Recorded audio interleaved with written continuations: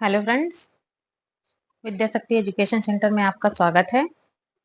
आज हम पढ़ेंगे उत्तर प्रदेश स्पेशल के अंतर्गत उत्तर प्रदेश के प्रमुख नगरों के प्राचीन नाम। प्रायः एक दिवसीय परीक्षाओं में इस टॉपिक से प्रश्न पूछे जाते हैं।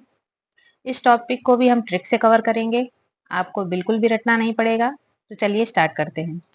पहला है कुशीनगर। दोस्तों, आज हम जिसे कुशीनगर के नाम से जानते हैं उसका प्राचीन नाम कुशीनारा था।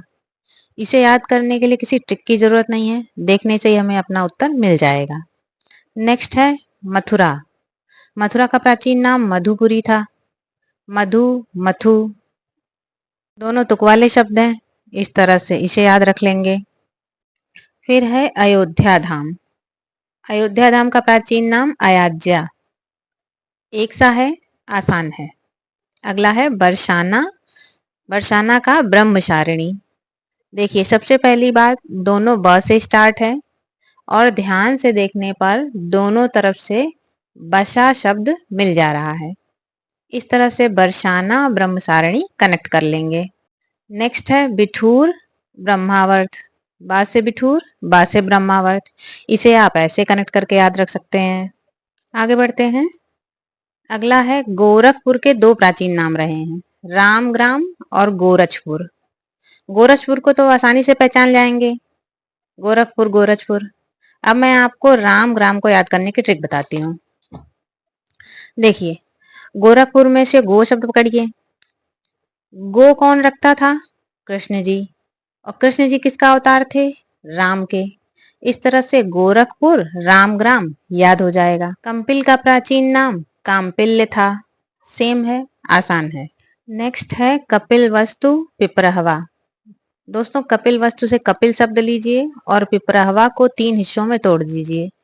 पी पर हवा। पी से पवेलियन या पी से आप प्लेग्राउंड भी मान सकते हैं।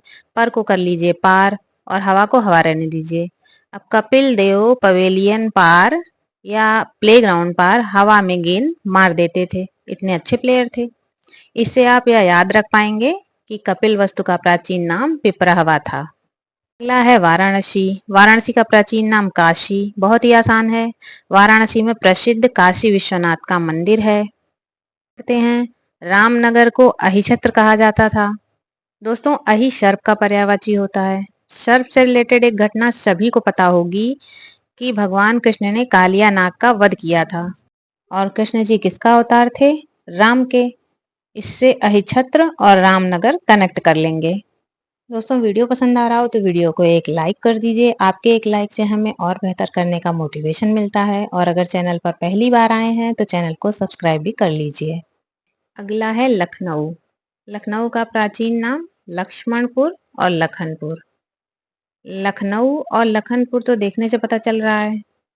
और लक्ष्मण जी का उपनाम लखन है, तो इस तरह से आप लखनऊ और लक्ष्मणपुर को कनेक्ट कर लेंगे। अगला है हस्तिनापुर दान तीर्थ। दोस्तों, ये वही हस्तिनापुर है जहां महाभारत में पांडवों ने अपना सब कुछ दान कर दिया था। अगला है शोरो। शोरो कासगंज में पड़ता है और इसका प्राचीन नाम शूकर क्षेत्र था। दोस्तों, शूकर मीन्स होता है शुअर। और यहीं पर भगवान विष्णु ने दैत्य हिरण्याक्ष का वध करने के लिए वराह का अवतार लिया था और पृथ्वी का पाताल लोक से उद्धार किया था। अगला है श्रावस्ती। श्रावस्ती का प्राचीन नाम सहेत महेत। तो दोस्तों, सहेत का मतलब होता है अरेंज करना, अरेंज करके रखना। और श्रीवस्ती उसी को कहेंगे जहां सब कुछ अरेंज करके रखा गया हो। तो श्रावस्ती सहेत महेत ऐसे कनेक्ट कर लेंगे।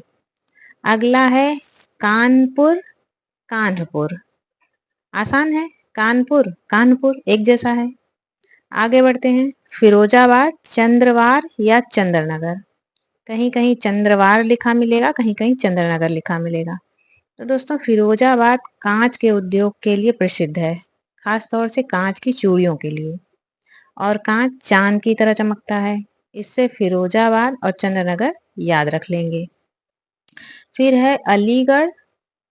इसका प्राचीन नाम हरिगढ़ कोल कोयल। तो अलीगढ़ का फिर से नाम बदलकर हरिगढ़ कर दिया गया है। ये बात हमें कैसे पता चली? कौल से। तो इस तरीके से आप कौल, हरिगढ़ और अलीगढ़ तीनों को कनेक्ट कर लेंगे। अब है झांसी, झांसी बलवंत नगर। झांसी की रानी बलवान थी, सबको पता है। बलवंत नगर और झांसी को आप ऐसे कनेक्ट कर लेंगे। इसके बाद है कन्नौज, कानकुब्ज, महोदय श्रीनगर। कन्नौज और कानकुब्ज को तो देखने से पता चल जाएगा, और कन्नौज और महोदय श्रीनगर इसको आप याद रख लेंगे। अगला है सारनाथ, ऋषिपत्तनम, सिंहपुर। तो दोस्तों ऋषिपत्तनम और सिंहपुर को कैसे याद रखेंगे? देखिए, बुद्ध जी ने अपना पहला उपदेश सारनाथ में दिया था, और बुद्ध जी ज्ञानी पुरुष थे यानी ऋषि थे। हम मानेंगे कि वो ज्ञानी पुरुष थे यानी ऋषि थे, तो ऋषि से कनेक्ट हो जाएगा ऋषिपत्तनम, सारनाथ। हालांकि बुद्ध जी को बहुत से लोग भगवान मानते हैं। फिर है सिंहपुर को कैसे कनेक्ट करेंगे? तो भारत का राष्ट्रीय जो चिन्ह है अशोक स्तंभ, उसमें सिंह की मूर्ति बनी हुई है, और ये कहाँ से लिया गया है? सारनाथ के अशोक स्तंभ से। तो इस तरीके से हम सिंहपुर और सारनाथ को भी कनेक्ट कर लेंगे।